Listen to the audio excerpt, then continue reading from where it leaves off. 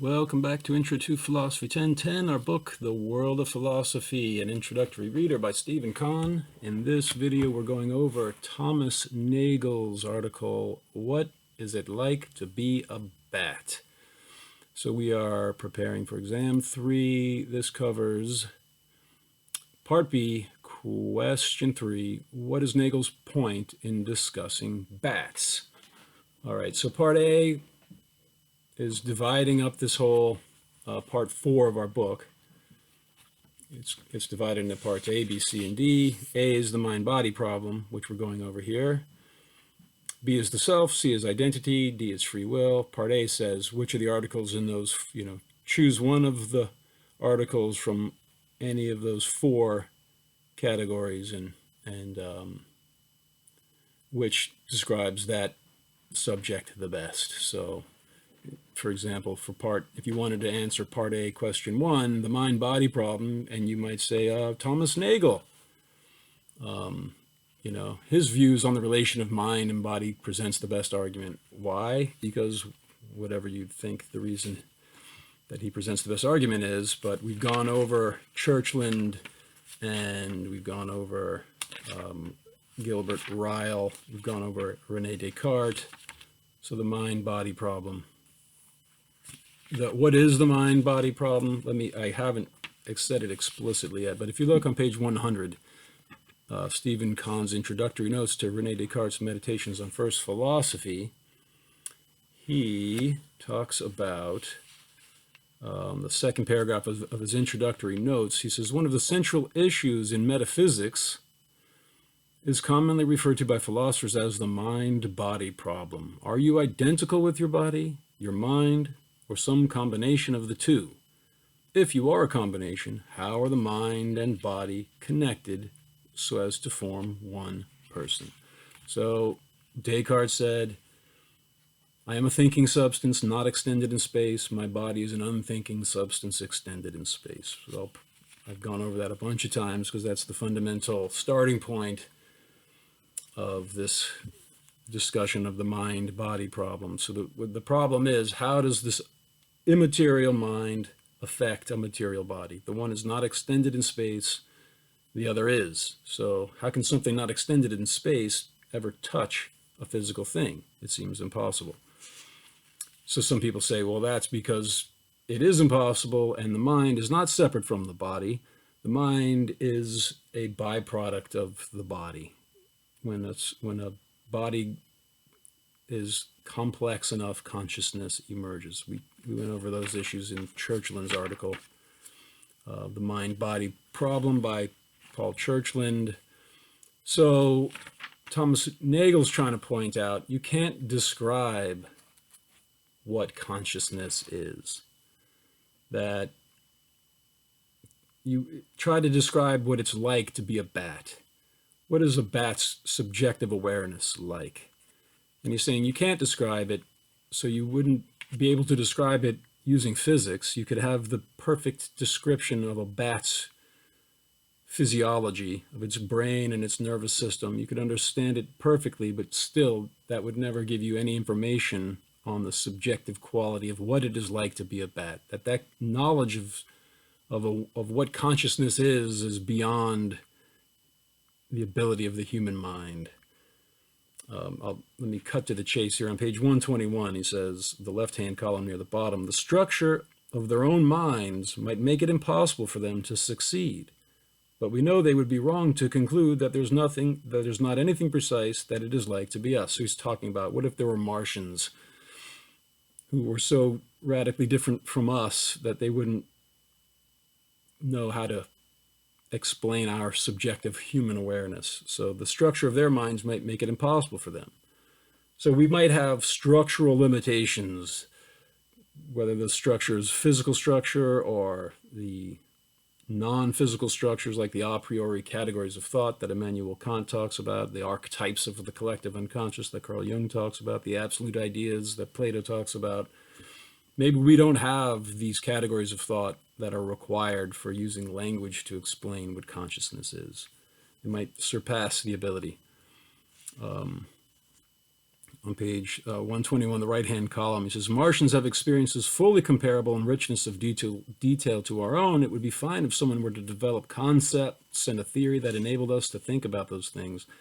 But such an understanding may be permanently denied to us by the limits of our nature, simply because our structure does not permit us to operate with concepts of the requisite type. So this is his basic point, that we might,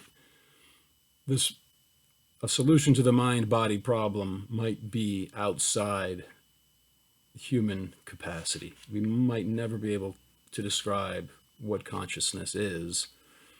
And so, that's what he's going to say.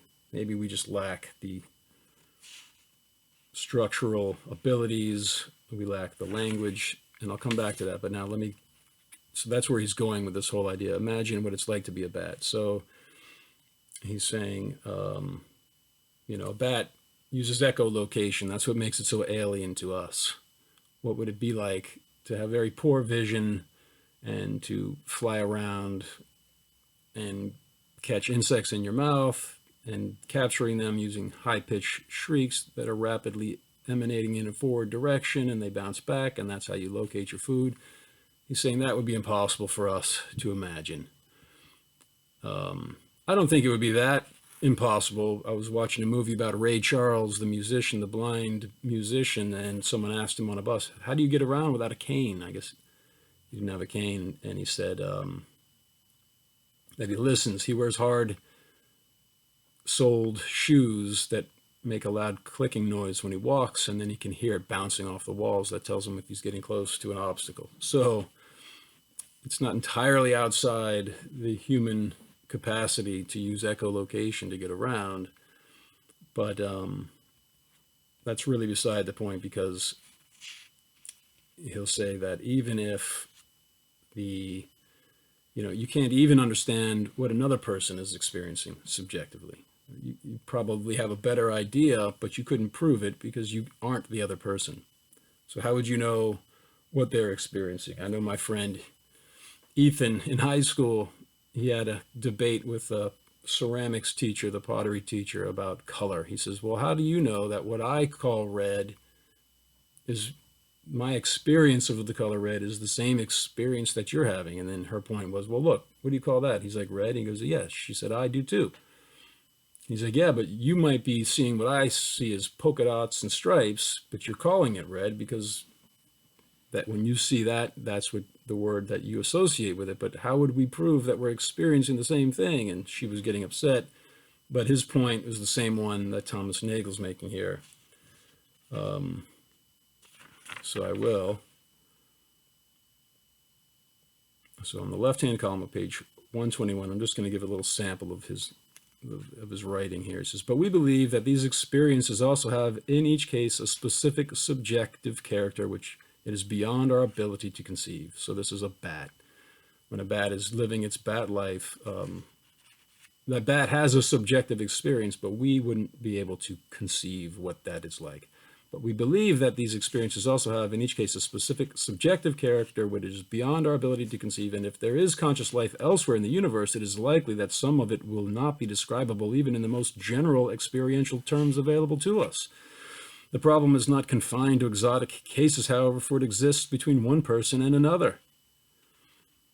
The subjective character of the experience of a person deaf and blind from birth is not accessible to me, for example, nor presumably is mine to him, but you don't have to be deaf and blind. Even a person who's totally whose organs of sense perception and limbs are all working perfectly, two people like that, still, there's no way to be sure how the one experiences the universe compared to the other. So playing devil's advocate here, I'll say that if, as the Hindus believe, and as Carl Jung talks about, and as holographic string theory is providing evidence for, despite its primary discoverers and advocates, if all of the information describing the entire history of the universe is located at the outermost sphere of the cosmos, as I've discussed in previous videos, Stanford string theorist Leonard Susskind says this, even though he's an atheist and is a materialist. But if our consciousness is merged out there as well, which near-death experiences like Carl Jung's imply, then our minds are merged with all of matter and every other mind in the universe, in which case we would have some way of gaining subjective access to other people's subjective experiences. People who have near-death experiences recall becoming aware of everybody else's emotions that are around them. They merge into each other to a degree.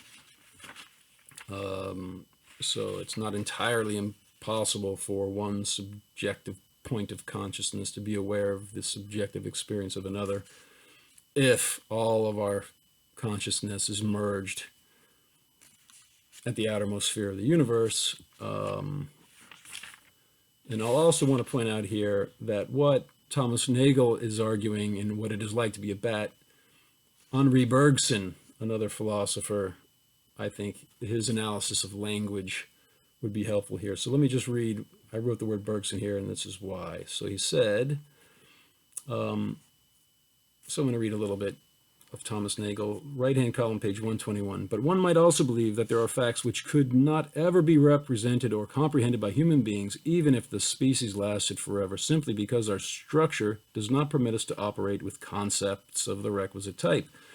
Reflection on what it is like to be a bat seems to lead us, therefore, to the conclusion that there are facts that do not consist in the truth of propositions expressible in human language. This is where I wrote Bergson. So this bears directly on the mind-body problem, for if the facts of experience, facts about what it is like for the experiencing organism, are accessible only from one point of view, then it is a mystery how the true character of experiences could be revealed in the physical operation of that organism. The latter is a domain of objective facts par excellence, the kind that can be observed and understood from many points of view and by individuals with different perceptual systems. There are no comparable imaginative obstacles to the acquisition of knowledge about bat neurophysiology by human scientists, and intelligent bats or Martians might learn more about the human brain than we ever will. In the case of experience, on the other hand, the connection with a particular point of view seems much closer. It is difficult to understand what could be meant by the objective character of an experience apart from the particular point of view from which its subject apprehends it. After all, what would be left of what it was like to be a bat if one removed the viewpoint of the bat? So Henri Bergson, he wrote an article about metaphysics and what is metaphysics versus physics. So he says physics studies physical objects that are extended in space and can be observed from many points of view, just like Thomas Nagel said. You can look at it from above, from below, from the left, from the right. You can look at it through an infrared lens. You can look at it through, slow down. There's infinite numbers of perspectives you can have of material objects, but you're always looking at it from the outside.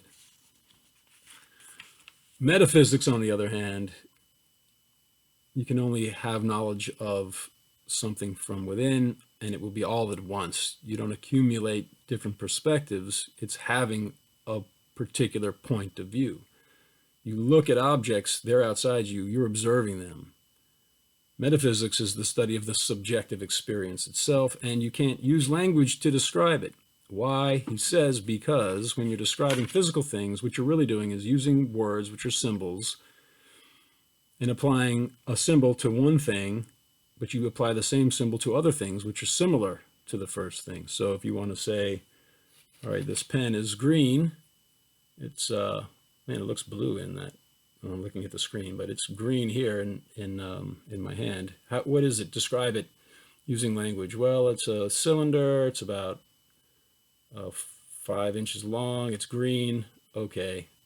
Cylinder. There's a lot of cylinders in the world. There's an infinite number of cylindrical things. There's an infinite number of green things. There's an infinite number of things that are approximately this long. So you're using words, which are symbols, and which compare one thing, this pen, to an infinite number of things that it isn't. So you can never have perfect knowledge of what this thing is in itself using language. You can only use symbols that compare something to something that it isn't, to something that it's similar to, but it is not the same thing. Well, how do you have knowledge of what a thing is in itself? Words can't express it. Because why? Words apply to many different things. whereas an individual self is a unique subjective experience. Words wouldn't be able to explain what it is, but if you were to have it, you'd have it all at once. You wouldn't add up a bunch of perspectives. It is the act of perceiving itself. It cannot be described with language. So the mind-body problem, there's a major problem with describing mind or subjective awareness, and that is that words, symbolic language, are not up to the task, and that's part of what Thomas Nagel is saying. He's saying also the structure of our very mind might not be up to the task. Well, the structure of our mind is such that we use symbolic language to describe things, including mathematical symbols. And again, this is one pen. Well, there's a lot of things that are just one unit. This is, this is one bottle.